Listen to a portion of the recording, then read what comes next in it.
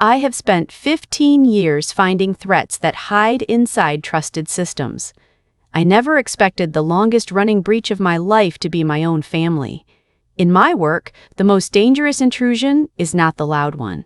It is the one with valid credentials, the access the system was built to trust and never thought to question. My stepmother had those credentials. So did Douglas. So did Sandra. For 15 years, they drew from an account they did not know existed, and the system, meaning me, kept quietly authorizing every request. Then, at the Delta Premier counter at JFK, my husband called me the way you call a dog to fetch. "Pick up the bag, Becca. You're holding us up." And I understood, in the flat way I read operational data, that I had been treating unauthorized access as a feature instead of a vulnerability. So I did what I do at work. I stopped trusting the credentials. No argument. No raised voice. Just revocation. 11:04 in the morning. By 11:40, the access was going to be cut. Have you ever been the system everyone trusted, right up until the moment you stopped letting them in? Tell me where you're listening from, because you are going to want to be here for what she did next. This is a fictional story inspired by real systemic issues documented in public research. All characters, institutions, and events are entirely invented. 15 months earlier, Rebecca Caldwell sat in a 210-square-foot office on the 4th floor of a building in Crystal City, Virginia, that had no sign on the door and no listing in the building directory.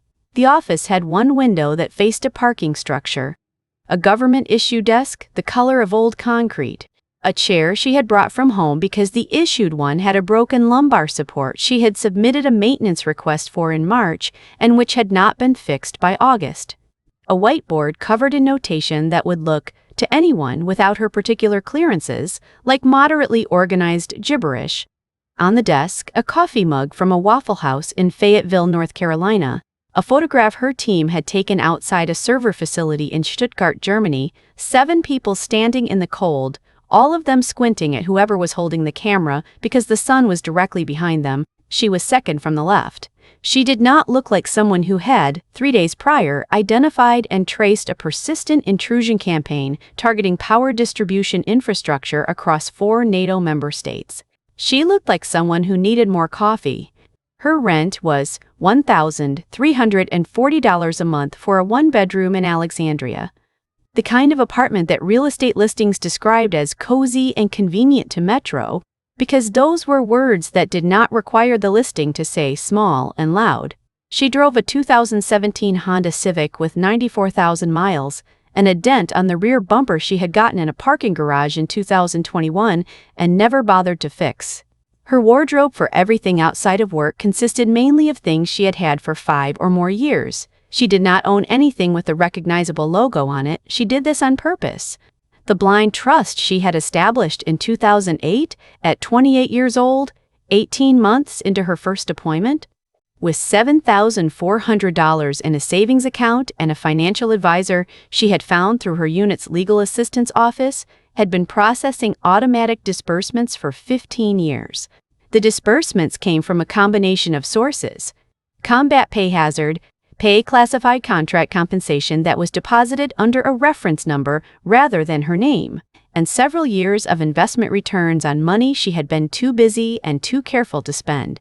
Total disbursed as of October of that year, $1,642,000. She had looked at that number once, in the same flat way she looked at operational data, as information, not as emotion. It was a lot of money. It was also less than what the family had required. The trust had covered her stepmother Diane's refinanced mortgage at $3,100 per month since 2012.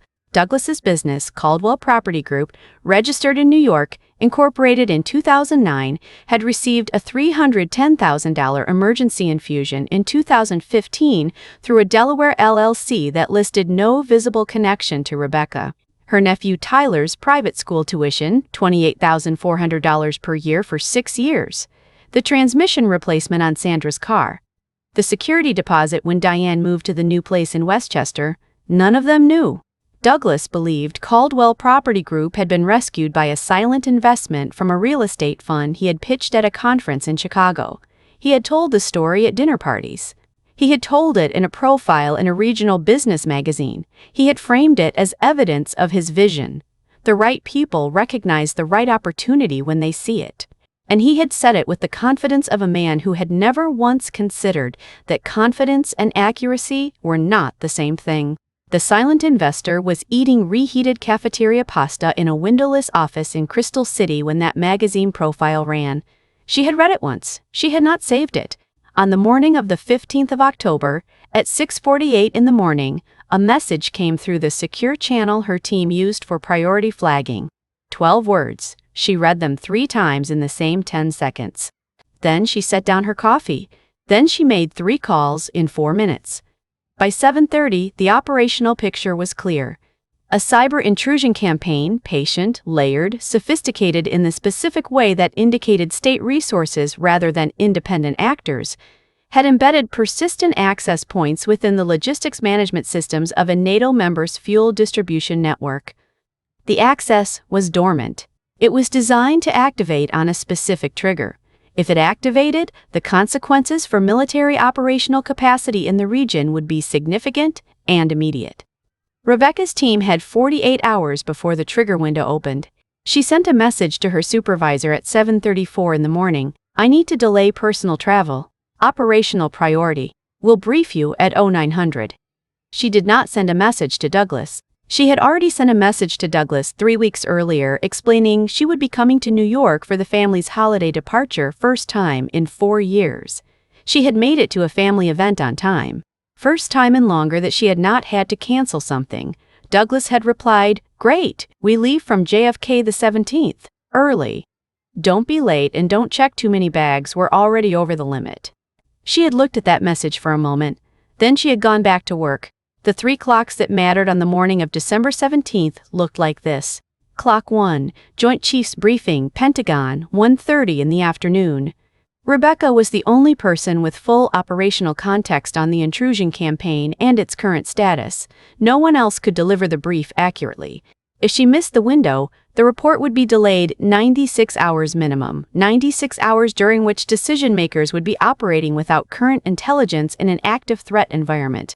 Clock 2, Distinguished Service Medal Ceremony, West Point, 6 o'clock in the evening. The Secretary of Defense would be presenting.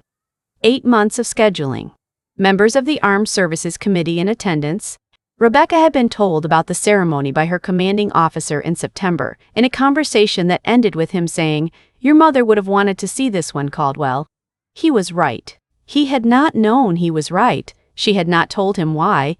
Clock 3. Eleanor Caldwell had died on a Thursday in February 12 years earlier in a hospital room in Rochester, New York, while her daughter was on a transport aircraft somewhere over the Atlantic, racing toward a connection she did not make in time. Rebecca had landed 6 hours after her mother's last recorded vitals. She had stood in the hospital corridor for a long time before she went in.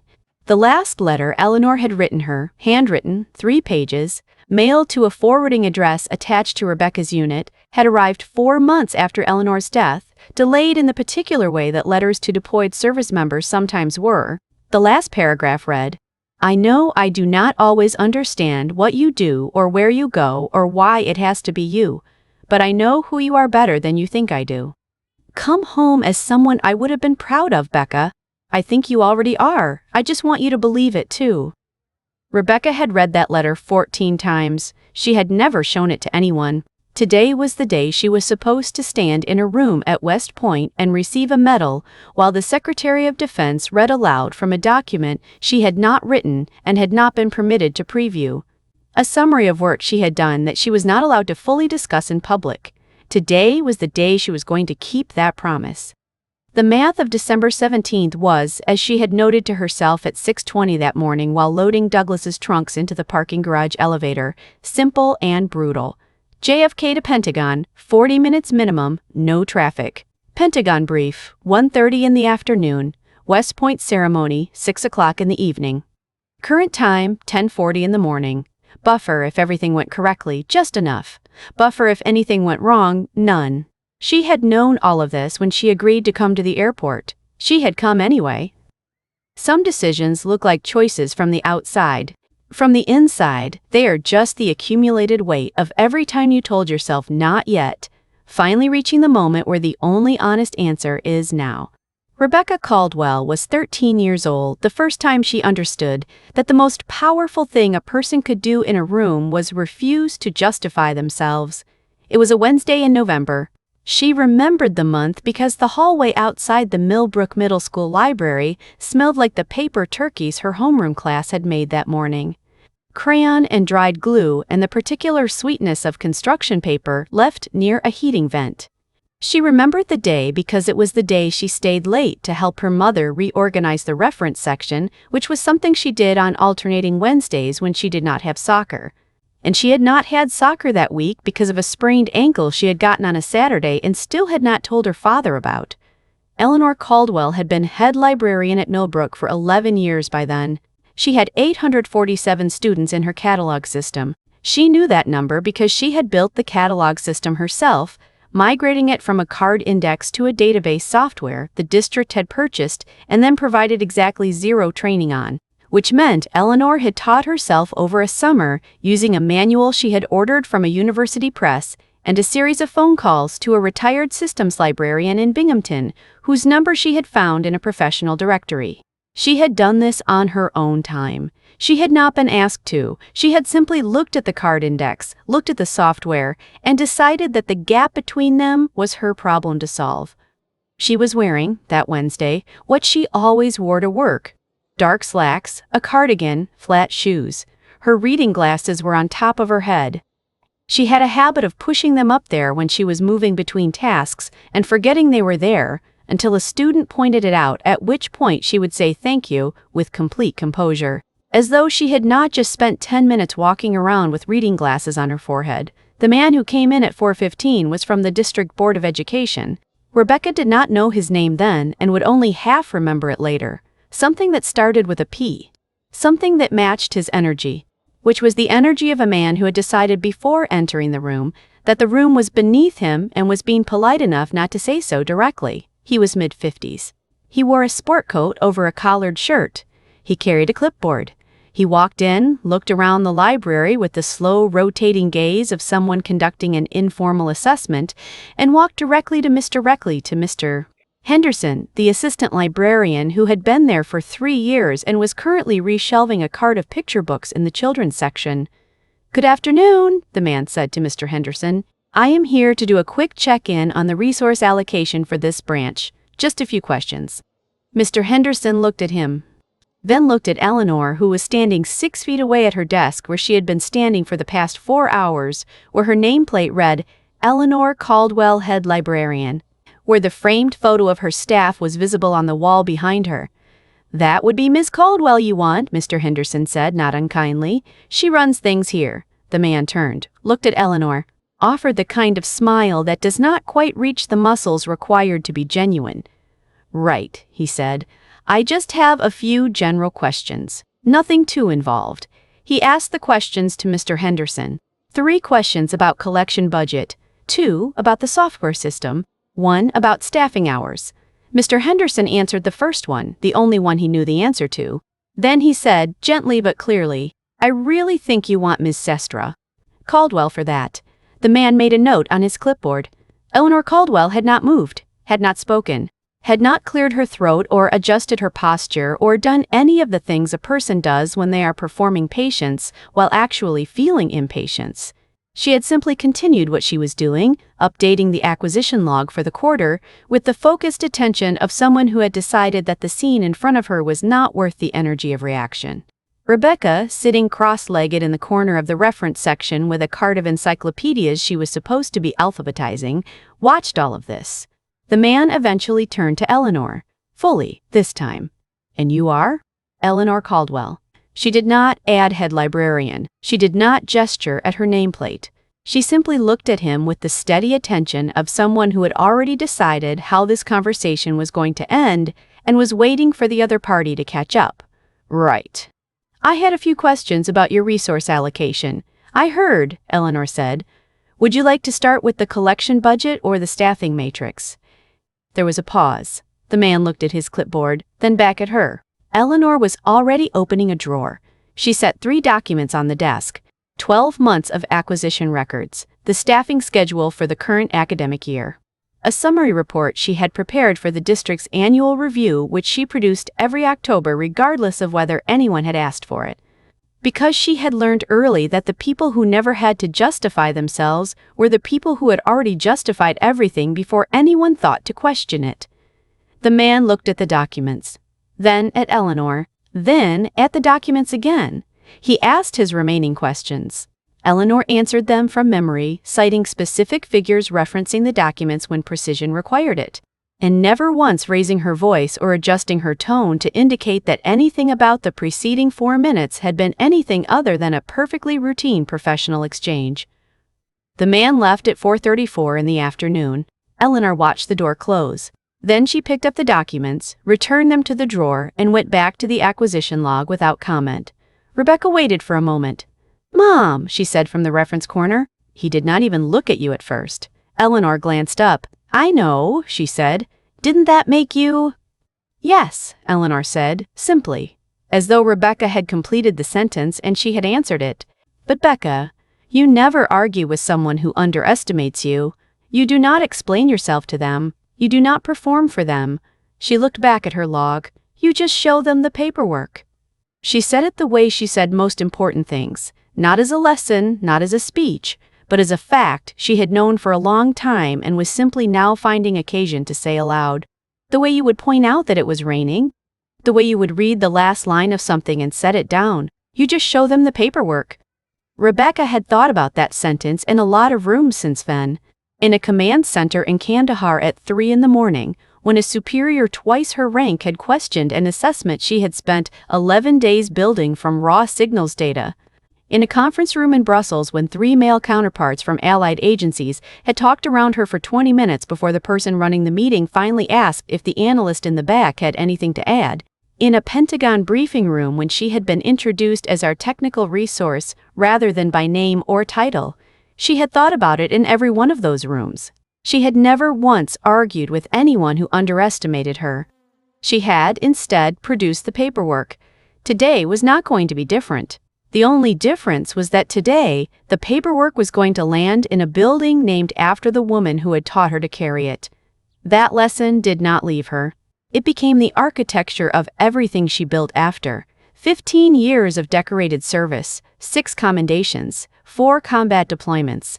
A career that existed in the space between what could be publicly acknowledged and what actually happened, which is the space where most of the important work is done. And today, on the morning of December 17th, she had agreed to carry Louis Vuitton trunks through a parking garage rather than explain any of it. Because explaining was not what Eleanor had taught her. You just show them the paperwork. The air marshal was already walking toward her. 11:17 in the morning, 2 hours and 13 minutes.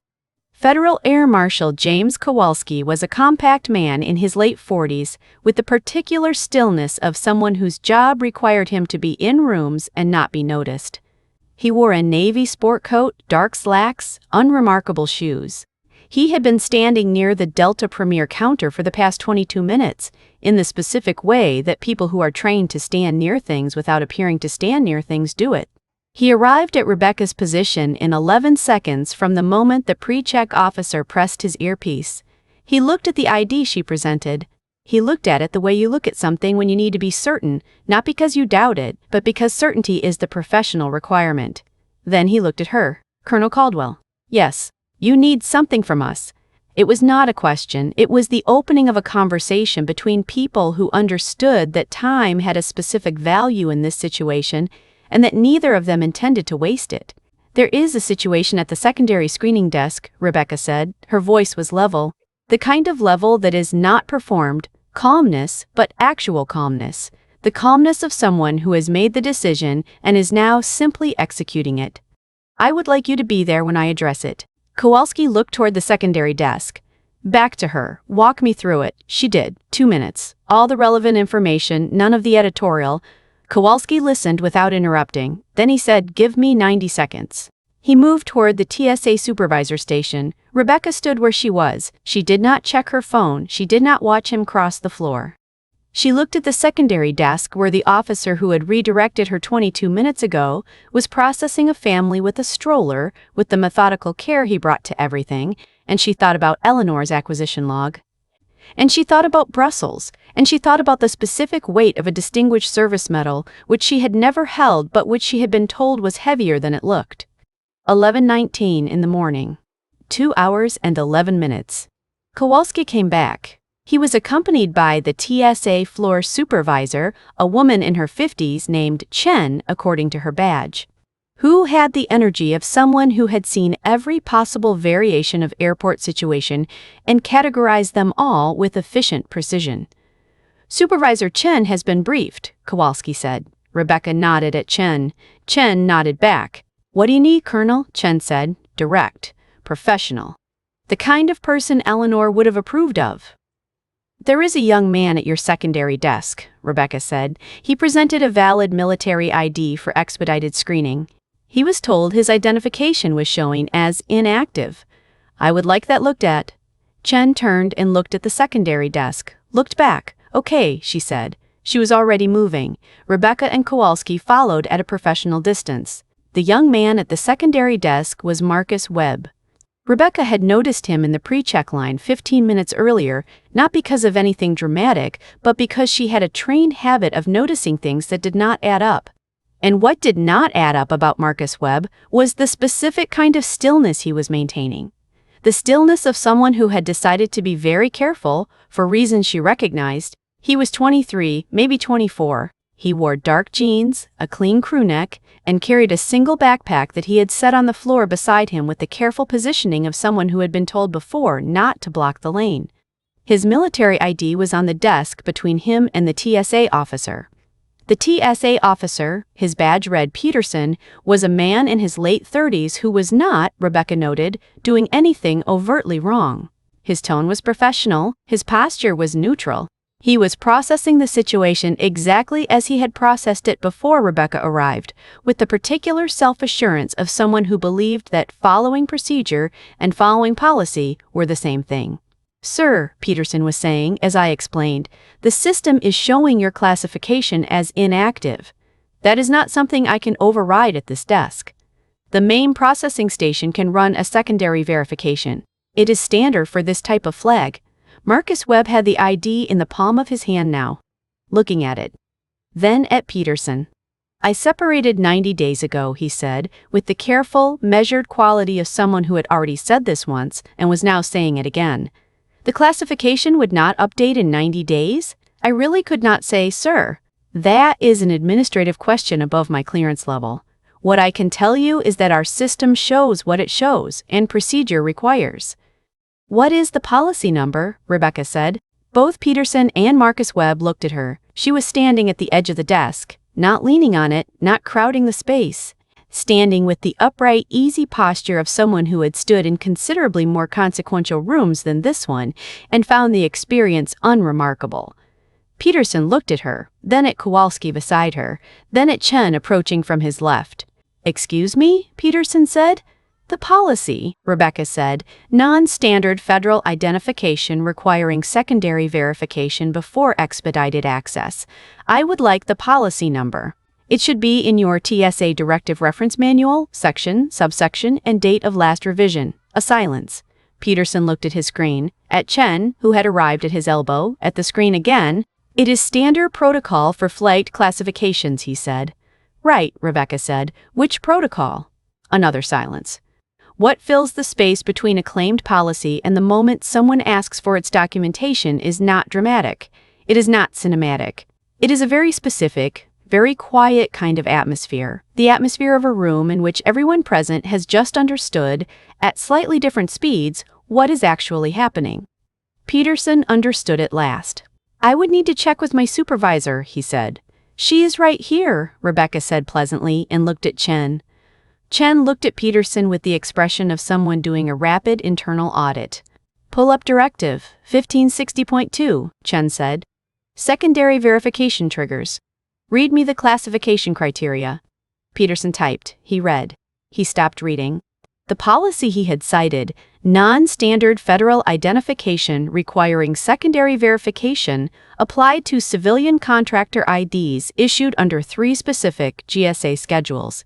It did not apply to active or recently separated military identification. It had never applied to active or recently separated military identification. The exemption was in the second paragraph of the criteria section, 6 lines down from the heading. Peterson knew it. Rebecca knew he knew it. Chen definitely knew it. Marcus Webb was looking at his ID again. "Sir," Chen said, turning to him with the specific professionalism of someone correcting a situation rather than assigning blame.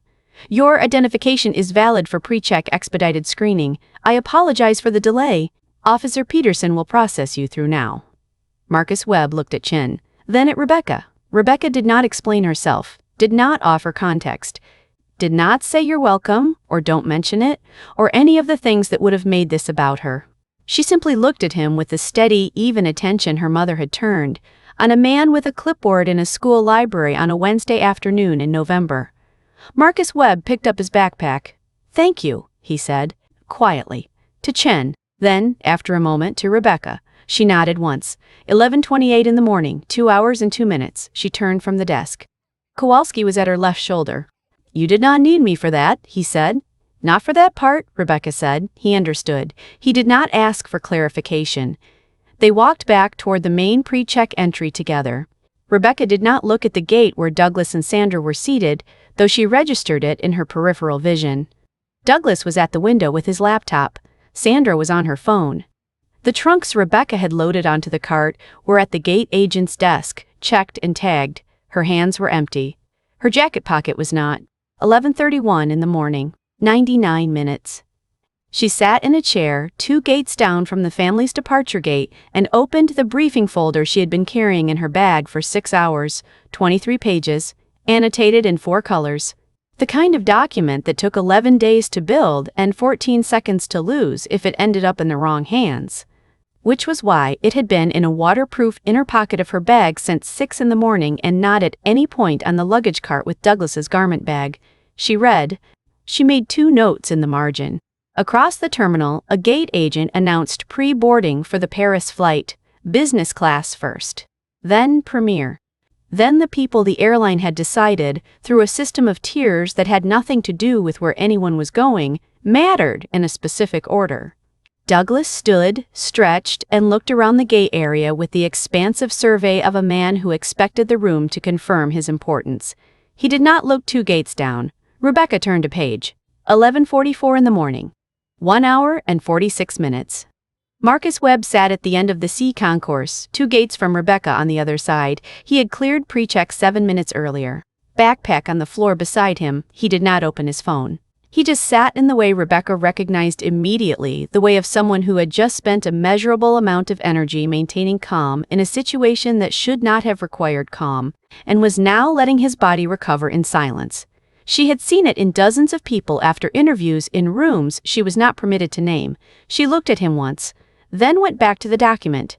That was when Douglas found her. "Becca." His voice came from the left, carrying the particular surprise of someone who had been looking for a while and finally found what they were looking for. He stood in the aisle between the 2 rows of gate seating, boarding pass in hand. Ty loosened one button in the way he called travel casual, and which Sandra had photographed 3 times while waiting in the check-in line. "Why aren't you at our gate?" he said. "Not what are you doing?" Not, "I have been looking for you." But why are you not at your proper place? A question carrying within it a premise that there was a proper place, that she knew where it was, and that not being there was a kind of error requiring explanation. Rebecca looked up from the document. "I am working," she said. Douglas looked at the document, looked at her, then looked at the document the way someone looks at an object that does not fit the overall picture. "You brought files to the airport?" he said. "Always. I need you at the gate," he said. "Sandra needs someone to watch Tyler and Megan during boarding. She has too much to manage."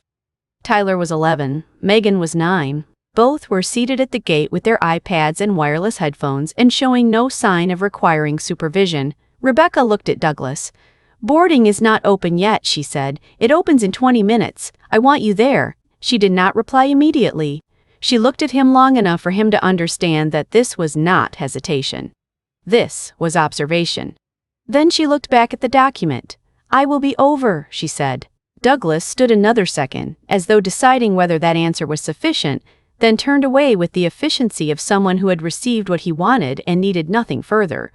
Rebecca watched his back. 15 years. $1,642,000.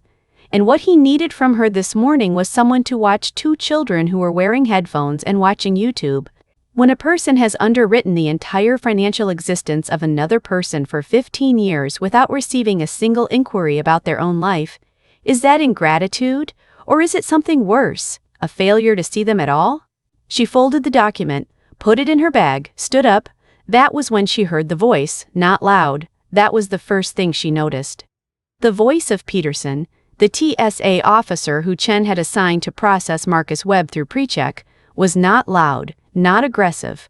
His voice had the quality of someone explaining a second time something they had explained before, with the patience of a person who believed that patience was evidence of correctness. Marcus Webb was standing in front of him, not at the secondary desk, here, at gate C14, the gate for the Chicago flight that, according to the boarding pass in Marcus Webb's hand, departed at 12:15 in the afternoon, 41 minutes from now. "Sir, I understand you cleared PreCheck," Peterson was saying. He had been reassigned to this gate, probably for some administrative reason Rebecca did not have information about. "But the issue I am describing is different. The system is showing a secondary flag on your boarding pass. This is standard procedure for certain ticketing classifications. There is nothing unusual about my ticket," Marcus Webb said, steady, certain. The kind of certainty learned through having to use it more than should be necessary.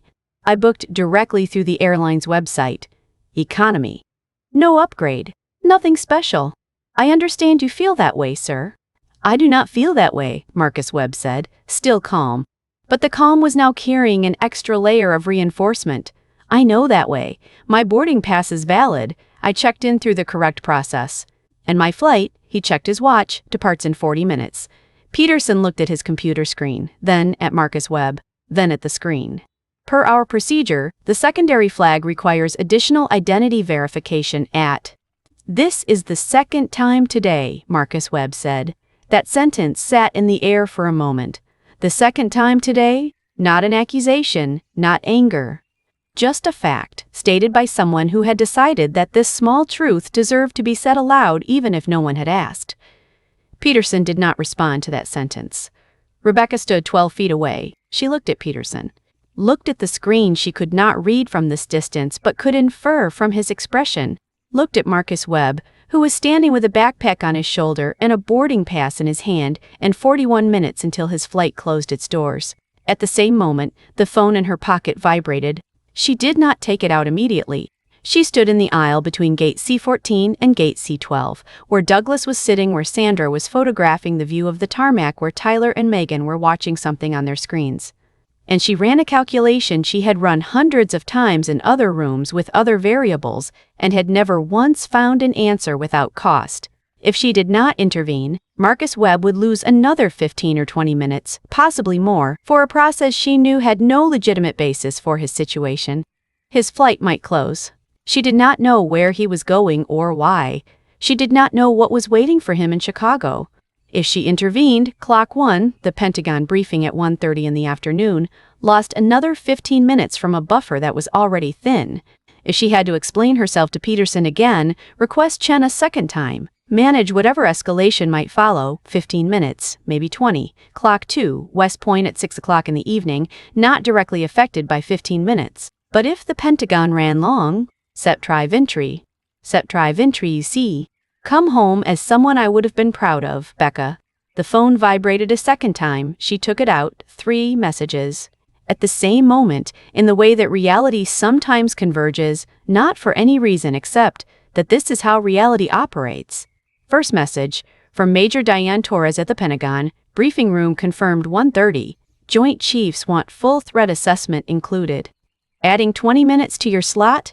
You need to be wheels down Dulles by 12:45 at the latest. Everything okay? Second message, from Colonel Harris at West Point, medal ceremony runs 6 p.m. sharp. Sec Death has hard stop at 7:15. You're third in the program. Confirmed you're coming? Third message, from the number she had saved as Douglas, non-urgent. Sandra says you're sitting at another gate. Boarding opens in 5 minutes. Can you come watch the kids? Tyler keeps asking me things. She read the 3 messages in order, then read them again. Then set the phone down on top of the document in her bag. When everything that matters to you comes due on the same morning, a promise made to someone who is gone, a mission no one else can carry, and a stranger standing at a gate with 40 minutes left. How do you measure yourself except by what you choose when no choice is easy? She looked at Marcus Webb. He was not looking at her. He was looking at Peterson. With the attention of someone who had decided that not removing his eyes from the other person was the only form of patience he had left, she looked down at her hands. Her right hand was holding the phone. Her left hand was holding nothing, as it had been holding nothing since she had set down the cart with Douglas's luggage 20 minutes ago. She thought about Eleanor, not about the lesson, about the way Eleanor had placed 3 folders on the desk without saying a word, the way that action was not a question of whether to do it, just the placing, just the doing of what needed to be done. She tied back to Torres, on track, will be there. She tied back to Harris, confirmed. She did not type back to Douglas. She walked toward gate C14, 11:51 in the morning. 1 hour and 39 minutes. Peterson. She said his name quietly enough for him to hear, and quietly enough that no one else in the immediate area heard. That was a skill. She had used it in worse rooms than this. Peterson turned. Recognized her. The recognition in his eyes had the quality of a man who had just understood that his morning had become more complicated. Colonel Caldwell, he said. She looked at his screen. Secondary flag on the boarding pass. Show me the trigger criteria. Jew Peterson paused. This is an internal system. I am not certain I can. You can, she said. Not as a command. As a fact. Supervisor Chen briefed you on my authorization this morning. Show me the criteria. 1 second, 2 seconds. That was when Douglas appeared. She did not hear him coming. She heard his voice first, not loud. He never spoke loudly in public spaces when he wanted to be heard with weight. He spoke the way someone speaks when they believe they are controlling a room, even if no one has granted them that control. Becca. Boarding is open. She did not turn. 1 minute, she said. I said boarding is open. I heard, she said. 1 minute.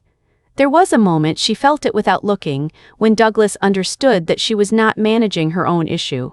That she was standing at a gate that was not their gate, talking to a TSA officer, while he stood behind her with a boarding pass in his hand and the departure screen already updated to boarding. She is helping a passenger, Marcus Webb said, quietly, looking directly at Douglas. Douglas looked at Marcus Webb, looked at her, looked at Peterson. Who are you? He asked Marcus Webb. Not rudely, just the kind of question the person asking believes they have standing to ask. A passenger of this airline, Marcus Webb said. Douglas looked at her again. The look carried 15 years of a specific narrative, the narrative in which she was the difficult younger sister, the one who always complicated simple things, the one who was never in the right place at the right time, the one who needed to be reminded regularly of her position in the family picture. Becca, he said, and this time his voice dropped another register, the register for private conversations conducted in public spaces. I do not understand why you always have to create drama. We have a flight. You do not know this person. This is not your business. She turned. For the first time since he had arrived, she looked directly at his face. Douglas Caldwell, 47 years old, standing at gate C14 of JFK Terminal 4, with a business-class boarding pass in his hand, and the confidence of a man who had built his entire career on a foundation he did not know who had laid. She looked at him long enough for him to know that this was not the usual look. Then she turned back to Peterson. Override, she said. 1 word. Peterson looked at his screen. His hand moved. 11:57 in the morning, 1 hour and 33 minutes. Sir, Peterson said to Marcus Webb, his voice carrying the quality of someone doing the right thing late. The secondary flag has been cleared. Your boarding pass is valid. You can board now. Marcus Webb looked at the screen, looked at the boarding pass in his hand, looked at Peterson, then looked at her. She did not nod, did not smile. Just looked back at him with the ordinary attention of someone who had done what needed doing. He dipped his head slightly, a small, precise nod, the kind of gesture learned in places that teach you to be economical with everything, including expression. Then he shouldered his backpack and walked to the gate. She watched him for a second, then turned to Douglas. He was still standing where he had been standing for 5 minutes, still holding the boarding pass. But the way he was holding it had changed. It was no longer the object of someone in control of the situation. It was something his hand was holding because it did not know where else to put it. "Done," she said to him, evenly. "I am coming over now." "What did you just do?" he said. "Resolved an issue," she said. "You do not know that person." "Correct." "Then why?" "Douglas," she looked at him, "our flight needs final check-in." "Let's go." He looked at her one more second, the look of someone who wants to say more but has not found the right words, and then he turned and walked back toward gate C12, boarding pass between his fingers. She stood at gate C14 for 3 more seconds, looked at gate C12, watched Douglas move into the crowd of boarding passengers, watched Sandra standing at the front of the line with Tyler and Megan. Sandra, who had watched the entire preceding scene from a distance and had not opened her mouth once. Not because Sandra did not know. Rebecca knew, Sandra knew it in the way people know things they have chosen not to look at directly, because looking directly means doing something with it. She thought about Eleanor and the man with the clipboard.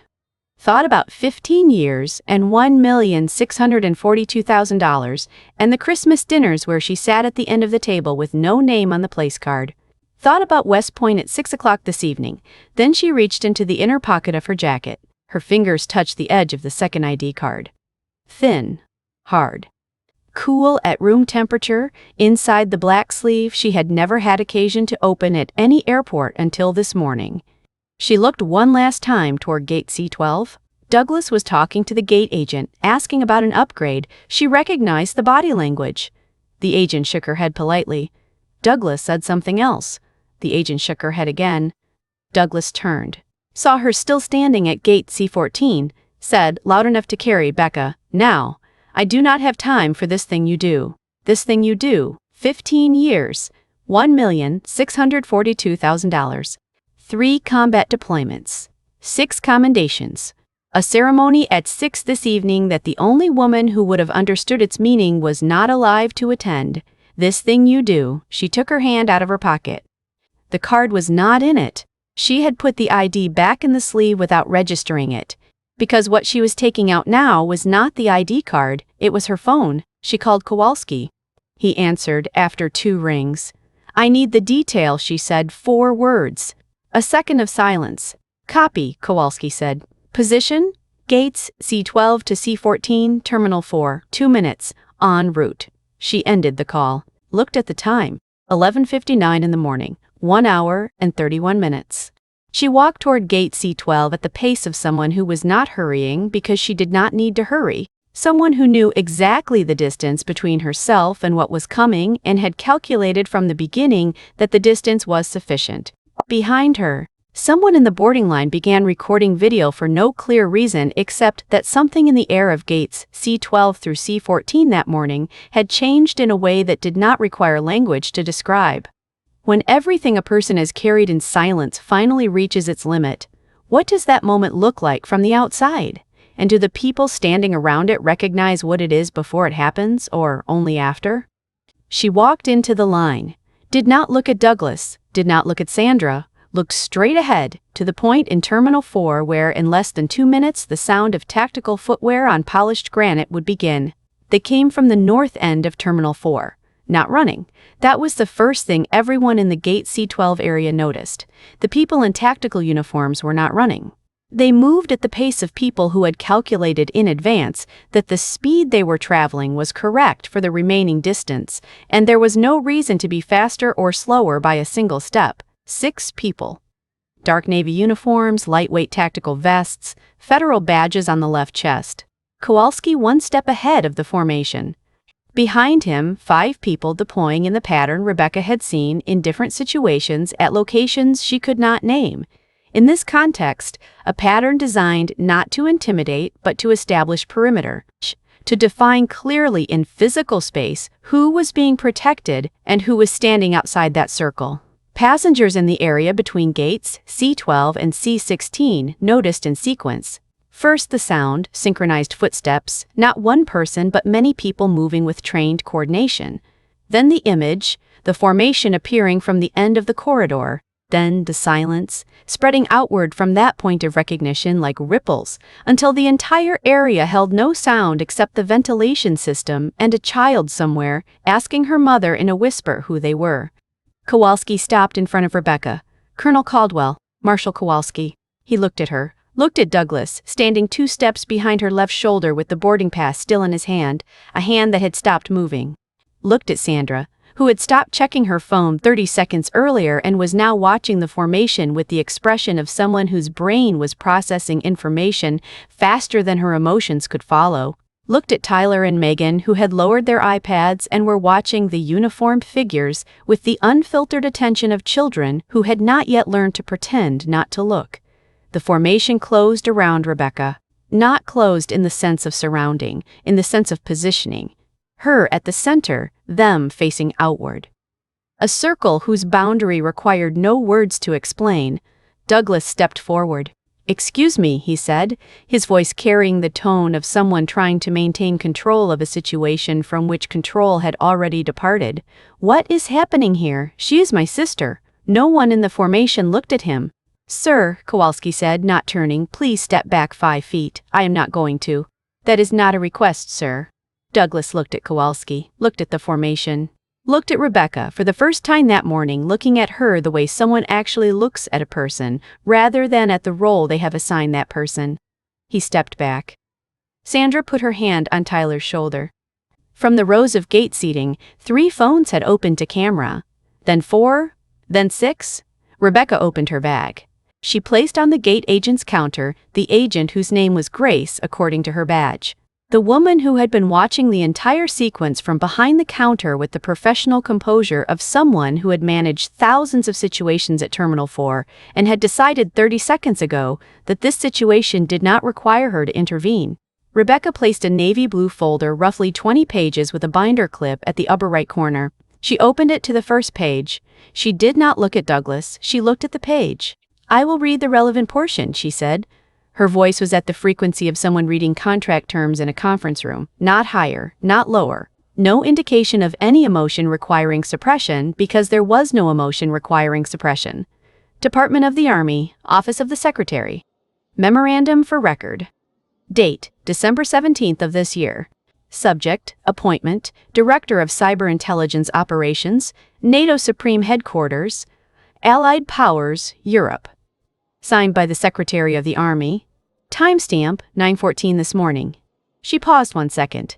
Let that land before the next line arrived. "What that means," she continued, her voice unchanged, "is that, as of 9:14 this morning, I am the Senior Commander for Cyberintelligence Operations within the NATO command structure in Europe. I report directly to the Supreme Allied Commander Europe. I carry classification access at the top secret sensitive compartmented information level with special program addenda. I am not permitted to enumerate in this environment." She turned to the second page. "This is the unclassified summary, the portion I am permitted to read publicly, of 3 operations I commanded over the past 18 months. She set the page face up on the counter, turned toward Douglas. March of last year, identified and neutralized a cyberattack campaign targeting military fuel distribution infrastructure in Poland and Estonia. Had that campaign succeeded, the operational capacity of 4 NATO bases in the region would have been disrupted for a minimum of 72 hours during a window we had reason to believe was planned in coordination with a separate geopolitical event. August, detected and dismantled an intrusion campaign within the logistics systems of an allied nation in the Baltic region. November, prevented an attack on civilian power infrastructure in 2 cities, affecting an estimated 2.3 million people had it succeeded. She looked at him. That is the unclassified portion. The classified portion is longer. Douglas said nothing. Sandra had stopped holding her phone.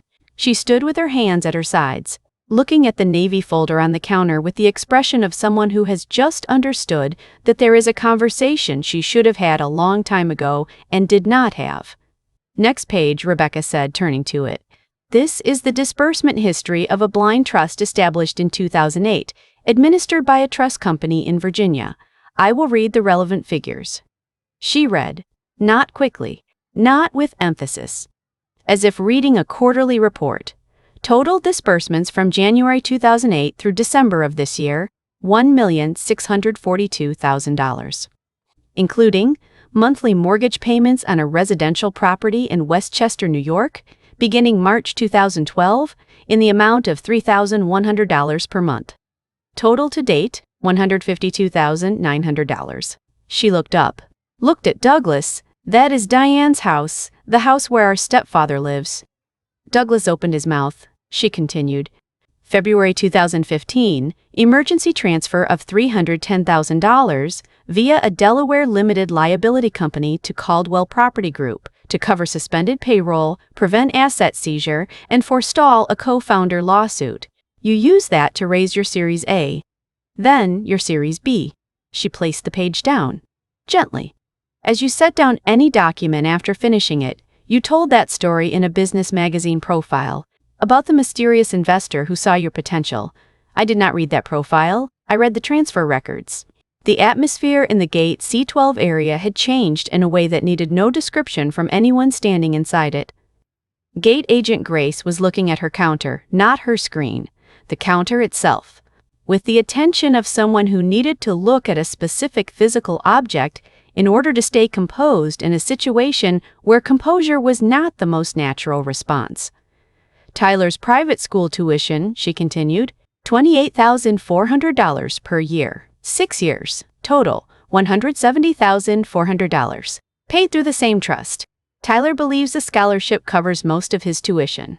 Sandra looked at Tyler. Tyler looked at his mother, 9 years old, not understanding everything being read, but understanding enough to know that something important was happening and that it involved her.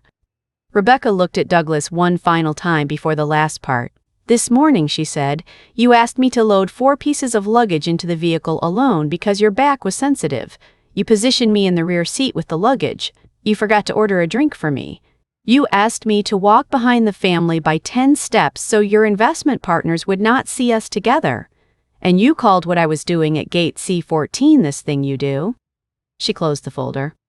Not quickly, not slowly. At the pace of someone who has finished saying what needed to be said and has nothing to add. Douglas. She looked at him, not with anger, not with pain, with the clear, steady attention of someone speaking the truth in a professional setting and wanting to ensure it was heard correctly. I am not saying this to embarrass you. I am saying it because this is the first and last time I will say it out loud. You built your life on a foundation you did not know who laid. That does not make you a bad person. But the way you have treated the person who laid that foundation, over 15 years, over hundreds of dinners, in every introduction where you presented me to your partners as something to be explained away, that was your choice. And today is the day I stop making that easy for you. She looked past his shoulder at Sandra. Sandra, one sentence. You knew. You chose not to speak. I understand why. It was still a choice. Sandra did not reply, but she did not look away. That was different from everything she had done all morning, and both women understood what it meant.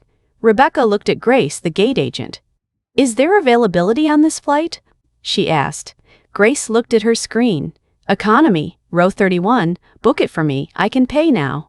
Grace typed, $640. Rebecca handed her card. Grace processed, printed. Handed Rebecca the boarding pass. Rebecca held it for a second. Row 31, seat C. Not business class, not premier. Economy, middle seat, window taken by someone else. She folded it and placed it in her inner jacket pocket. Then she turned to Kowalski. I do not need this flight anymore, she said. I need to reach Dulles before 12:45. Kowalski nodded. There is a vehicle at level B, lane 4. I called it when I got your message. She looked at him. Thank you. Nothing to it, Colonel. She picked up the folder, placed it in her bag, looked at Douglas one final time. He was standing where he had stood for the past 5 minutes, boarding pass still in his hand. But the way he was holding it had changed. It was no longer an object belonging to a person in control. It was something his hand was holding because it did not know where else to put it. She did not say anything more to him. There was nothing more that needed to be said. Everything worth saying had been said, and everything not worth saying had never been worth saying. She stepped out of the formation. Level B, Lane 4. The black vehicle was running.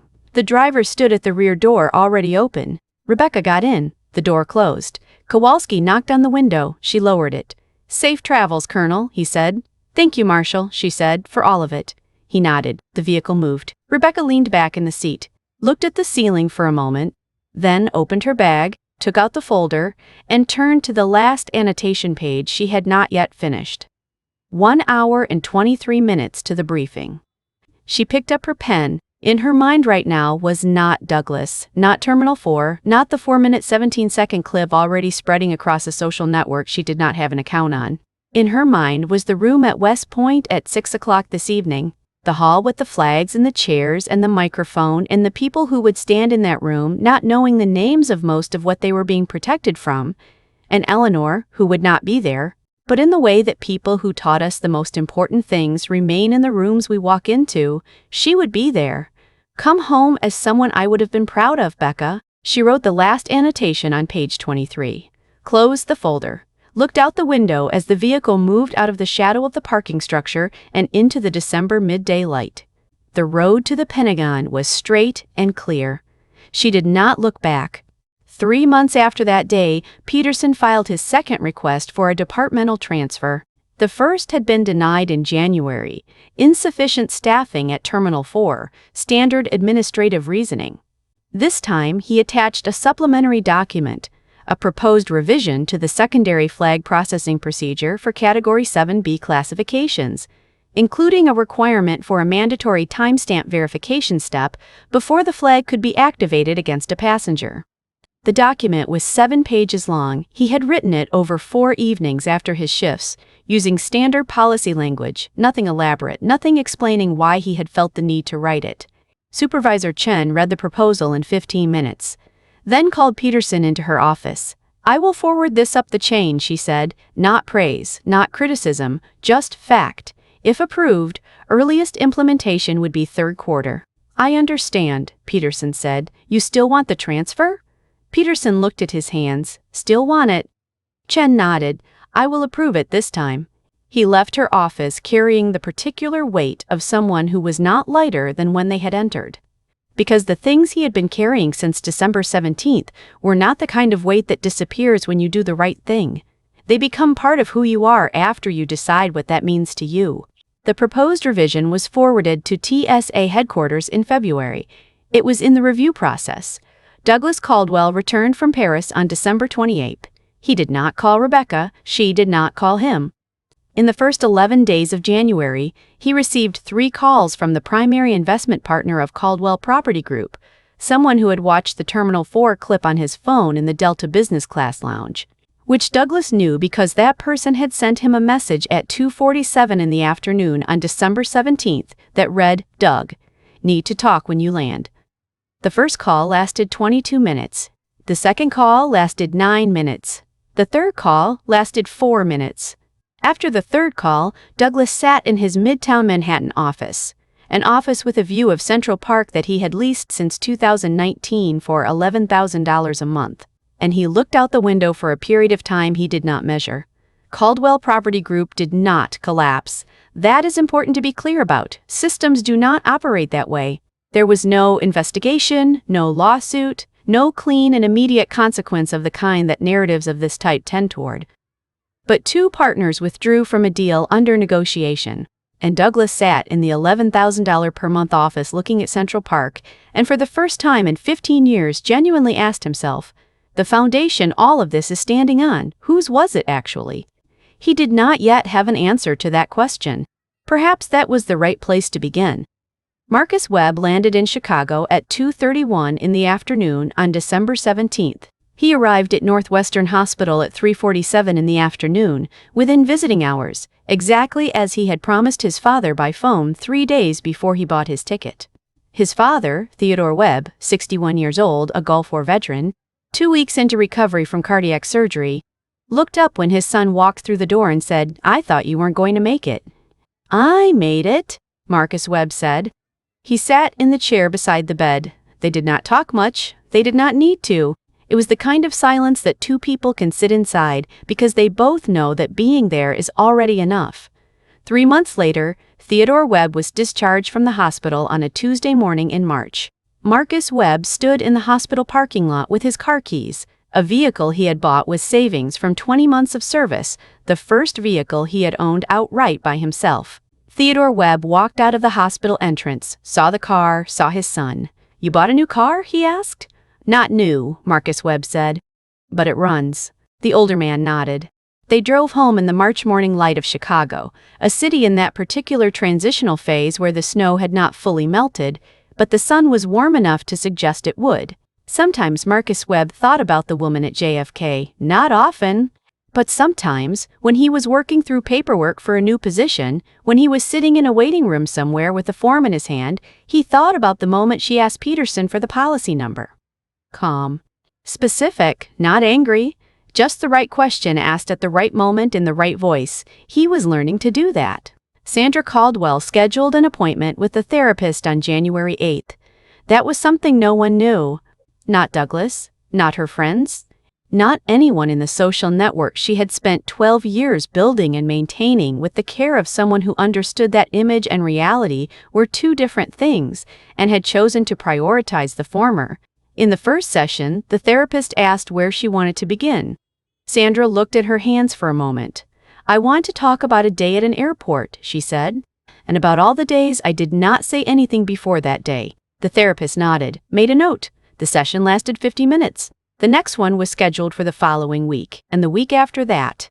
Not because Sandra had found answers, but because she had begun asking the right questions, and that is the starting point of everything worth starting. The Terminal 4 clip reached 11.4 million views within the first 72 hours. Not because of anything technically exceptional. The angle was imperfect, the audio mixed with the ambient noise of the terminal, and much of what Rebecca said was not fully audible. But what was visible was clear. The formation, the counter, the Navy folder, and the way Rebecca stood throughout the entire 4 minutes and 17 seconds without changing her posture, without changing her voice, without letting anyone see anything she had not chosen to show them. 2 major news organizations published analysis pieces on institutional disparities in TSA.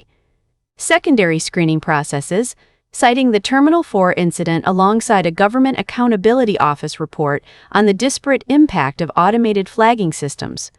A senator on the Homeland Security Committee requested a briefing from TSA on the Category 7B criteria. The briefing was scheduled for April. Rebecca was not mentioned in any public document related to that briefing because her name was attached to classifications that were not mentioned in public documents. This was how she had operated for 15 years, and it was how she continued to operate after December 17th. The work does not change because someone recorded you. The work changes because you keep doing it. On a Wednesday afternoon in March, Rebecca Caldwell sat in her new office at SHAPE headquarters in Mons, Belgium. The office was larger than the Crystal City one. 2 windows. A view of the building's interior courtyard. Unremarkable, but with natural afternoon light. Something she had not had in Crystal City and had not realized she missed until she had it. On the desk, the Waffle House mug from Fayetteville. The Stuttgart team photograph still overexposed with 7 people squinting. A new folder, slightly darker blue than the old one because this was the NATO format rather than the Department of Army format. And something new. A small wooden frame, plain wood, placed in the right corner of the desk. Inside the frame was a handwritten page, 3 pages in the original.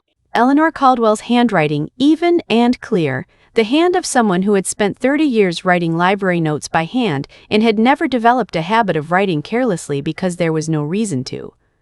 The last page. The last paragraph. I know I do not always understand what you do or where you go or why it has to be you, but I know who you are better than you think I do. Come home as someone I would have been proud of, Becca. I think you already are. I just want you to believe it too. Rebecca looked at those words for a moment. Then she opened her laptop. There was a report to finish before 5 o'clock. First quarter threat landscape analysis. 17 pages. She had written 12. 5 pages left. She placed her hands on the keyboard and began. Something good happened in this story. A woman stood at an airport counter and told the truth after 15 years of silence. A young man was able to board his flight. An officer filed an incident report because he decided it was the right thing to do, not because anyone required it. A man sat in a Central Park View office and for the first time asked the right question about the foundation he was standing on. A woman scheduled a therapy appointment and talked about all the days she had not spoken. Those things are real. Within the frame of this story, they are real. But this story also proves something harder to celebrate. Rebecca Caldwell won because she had the Navy folder. She won because she had a Department of the Army memorandum signed by the Secretary of the Army and 18 months of classified operations that no one in Terminal 4 could dispute. She won because when she said, "Show me the policy number," that question carried weight, Peterson felt before he understood the reason. She won because she had something most people do not have. Marcus Webb sat at the secondary desk of Terminal 4 the first time at 11:14 in the morning, and the second time at 11:44 in the morning. Same day, same airport, same kind of flag. The first time, she was not there. He sat alone with a boarding pass and 41 minutes until his flight closed and no one to ask the right question. How many people sit at those desks every day without anyone asking? How many flights have closed? How many afternoons have been lost? How many appointments missed? How many promises not kept, not because anyone intended harm, but because an automated flag that no one examined and a procedure that no one questioned, and an officer standing behind a screen who believed that procedure and policy were the same thing? And if Rebecca had not been there? That is the question this story cannot answer, because this story is about the day Rebecca was present. But Terminal 4 opens 365 days a year, and Rebecca cannot be present for all 365, and Marcus Webb is not the only one. We tell the story of the person with the Navy folder because that is the story that ends the way we want it to end. But for every Rebecca Caldwell with the memorandum and 15 years of service and the second ID in the inner pocket, how many people stand at that same counter facing that same flag, with empty hands and nothing to set down except the simple truth that they deserve to be treated fairly? Real change does not happen on the day someone has a Navy folder. It happens on the day no folder is needed for the answer to be correct. That is the distance between this story and the world this story is talking about. That distance is real. And it deserves to be looked at directly, not to diminish what happened in Terminal 4, but to remember that Terminal 4 is one gate in one airport on one day. There are many more gates. At Revenge Dimension, we do not tell you what to feel. We tell you the story, all of it. The 15 years before the folder. The secondary desk before anyone asked the right question. The silence of the people who watched and said nothing, and what that silence costs over time.